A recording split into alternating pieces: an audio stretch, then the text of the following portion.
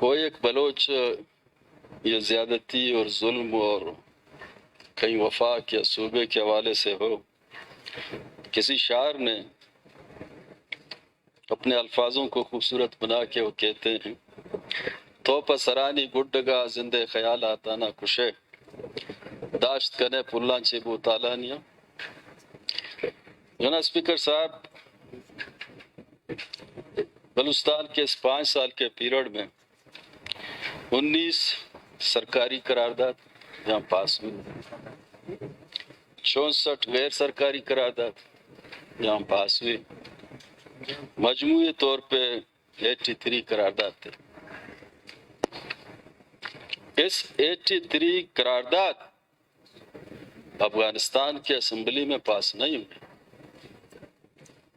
ایران کے اسمبلی میں پاس نہیں ہوئے، انڈیا کے اسمبلی میں پاس نہیں ہوئے۔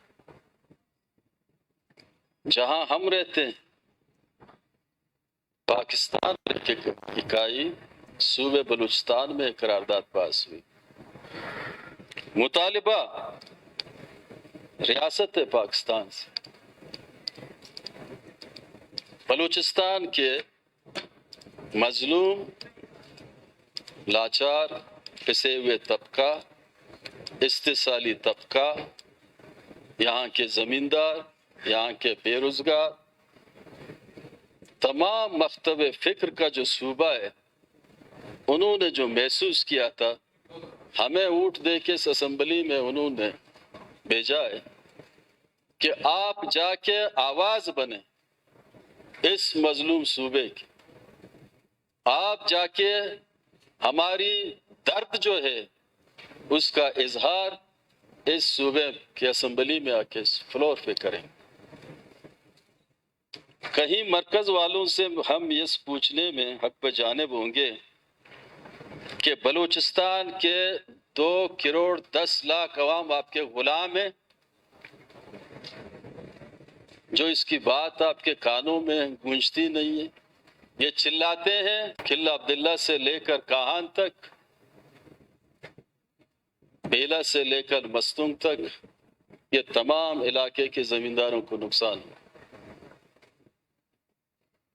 اسی اسمبلی میں ہم نے قرارداد پاس کی، ہمارے نام پہ بین الاقوامی طور پہ 40 ملکوں کی مندوبین نے چندے کیے، بہت سے ڈونر جو پیسے دے رہے تھے، سوئٹزرلینڈ کی دارالخلافہ۔ تصویر جو دکھائی گئی وہ بلوچستان کے بدحال بد نصیب عوام اور زمینداروں کی تصویر تھی، جو ان کو ہزاروں کروڑوں اربوں روپے کی نقصان ہوا۔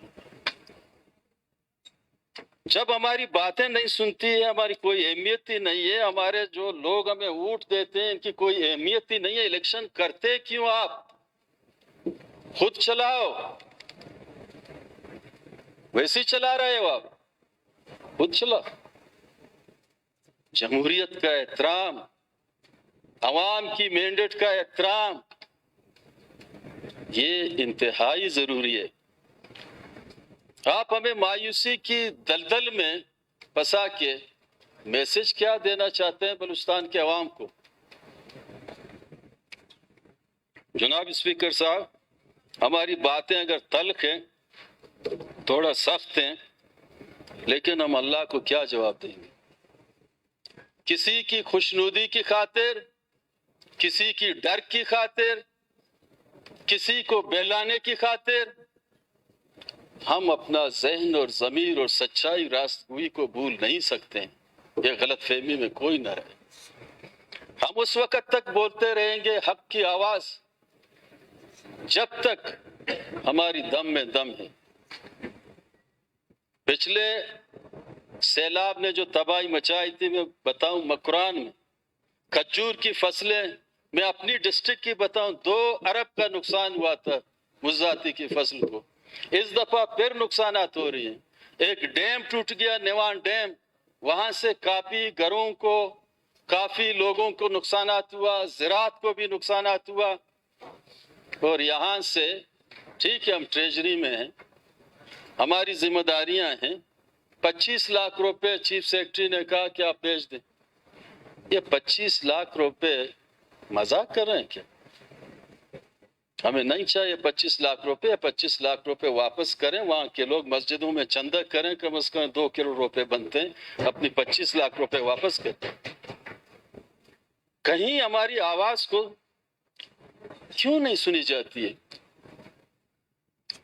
دنیا جہاں کی پیسے لیے گئے لون، یہاں تو آج یہ ساتھی کہہ رہے ہیں یہ مشترکہ قرارداد ہے، متفقہ طور پہ ایسی قرارداد جب پنجاب اسمبلی میں پیش کی جاتی ہے وہاں تو 200 ارب روپے بھی معاف کیے جاتے ہیں، 300 ارب روپے بھی معاف کیے جاتے ہیں۔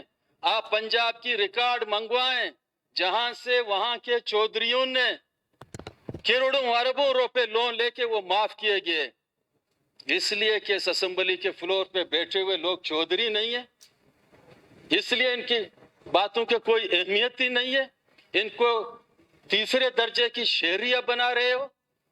ہم سمجھتے ہیں کہ یہ استحصالی جو طریقہ کار ہے، نوآبادیتی طرز حکمرانی ہے، یہ کالونیل جو سسٹم ہے، یہ طرز حکمرانی اپنا بند کرو۔ ایک انصاف کے تقاضے پہ بلوچستان کو اللہ تعالیٰ نے دولت سے مالا مال کیے۔ بلوچستان کے ریکارڈنگ کو جب اس کی بات ہوتی ہے آپ کے کان اسے اٹھ جاتے ہیں، 10 دفعہ جی جی کرتے ہو۔ جب بلوچستان کے لوگ اپنی حق کی بات کرتے ہیں آپ کے کان بہرے ہیں، آپ سن نہیں سکتے چیزوں کو۔ تو بلوچستان کے عوام، میں سمجھتا ہوں کہ ایسے دلدل میں اس کو دھکا دیا جا رہا ہے جہاں سے پشیمانی ان لوگوں کی ہو جنہوں نے استحصال کیے۔ تاریخ میں وہ لوگ پشیمان ہوئے جنہوں نے ظلم اور جبر، تشدد، ناانصافیاں کی ہیں، اور کامیابی ان لوگوں کی ہے وقتی طور پہ ہم سہتے ہیں۔ ہمارے زمیندار کیا ڈاکہ ڈالیں، چوریاں کریں، ہمارے یوتھ بے روزگار ہیں، کہاں جائیں؟ بلوچستان میں اس وقت 20 لاکھ یوتھ بے روزگار ہیں، اسٹے پہ اسٹے، ہر وقت اسٹے پہ اسٹے۔ ابھی 42,000 پوسٹ ہیں، گورنمنٹ کی آخری ٹائم میں سارے اسٹے ہو گئے۔ اس کی ذمہ دار بلوچستان کی اسمبلی کے لوگ نہیں ہیں۔ کون ہے؟ یا تو یہ مایوس ہو گئے، یا چوری کریں گے، یا منشیات بھیجیں گے، یا پہاڑوں پہ جائیں گے۔ تو پہاڑوں کا رستہ روکنے کی ذمہ داری ریاست کا ہے۔ انصاف کرے، انصاف کے تقاضے پورا کریں۔ وہ حیرانگی کی بات ہے، ہوش کا ناخن کسی نے نہیں لیا۔ یہاں جب ہم بات کرتے ہیں، حق کی بات کرتے ہیں، تو دوسرے دن ہمارے گھروں پہ ہینڈ گرنیڈ گرائی جاتی ہے۔ میں بولتا رہتا ہوں حق کی بات، آپ گرنیڈ پھینکتے رہو۔ میں سچ بولتا رہوں گا، گرنیڈ پھینکتے رہو۔ کیونکہ قرآن شریف اور حدیث میں ایک کہ اپنی حق کی خاطر سچ بولتے رہو۔ یہ سچ سے ہمیں کوئی، میرا تو یہ اپنا کوڑ ہے۔ میں نے ہمیشہ دیواروں پہ ساتھیوں نے لکھا ہوا ہے کہ سچ بولنا میرا پیدائشی حق ہے، سچ بولنے سے کوئی طاقت مجھے نہیں روک سکتی۔ جناب اسپیکر صاحب، میں آپ کو بتا دوں کیا ابھی جو پنجرہ پول کی باتیں کسی ساتھی نے کیا، لوگ بہت عذاب، حد سے زیادہ۔ بنگلہ دیش میں دریائے برما، جب وہاں آئی ایم ایف سے پیسے انہوں نے مانگا تو آئی ایم ایف نے انکار کر دیا کہ بنگلہ دیش کی حالات انتہائی کرپٹ ملک ہے، اس کو ہم پیسے نہیں دے سکتے ہیں۔ 1 ارب سے زیادہ اس زمانے میں انہوں نے پیسہ آئی ایم ایف نے دیا، اس کو لون کے طور پہ پھر واپس کیا۔ تو بنگلہ دیش کے وزیر اعظم حسینہ واجد، انہوں نے پھر اپنے ملک کے لیے اسی پول کو 3 سال میں مکمل کیا، 6 کلومیٹر پول بنایا انہوں نے، جب بین الاقوامی طور پہ ایک میٹنگ ہوا، IMF والے بیٹھے ہوئے تھے، انہوں نے گفٹ کے طور پہ اس پول کی تصویر IMF کے ڈائریکٹر جنرل کو ہاتھ میں دیا۔ کچھ چیزیں ایسی ہیں کہ ہماری وسائل اگر کم ہیں، کچھ ہم بھی اپنے طور پہ اپنے زمینداروں کے لیے کچھ نہ کچھ کریں۔ ہم نے اپنے طور پہ کیا، ہم نے اپنی پیٹ کاٹی، 4 لاکھ گندم بیگ ہم نے تقسیم کیا۔ یہ 4 لاکھ میں سے گندم کی فصل اتنے بہتر ہوئی، ہر جگہ لوگ اس کی تعریف کر رہے ہیں۔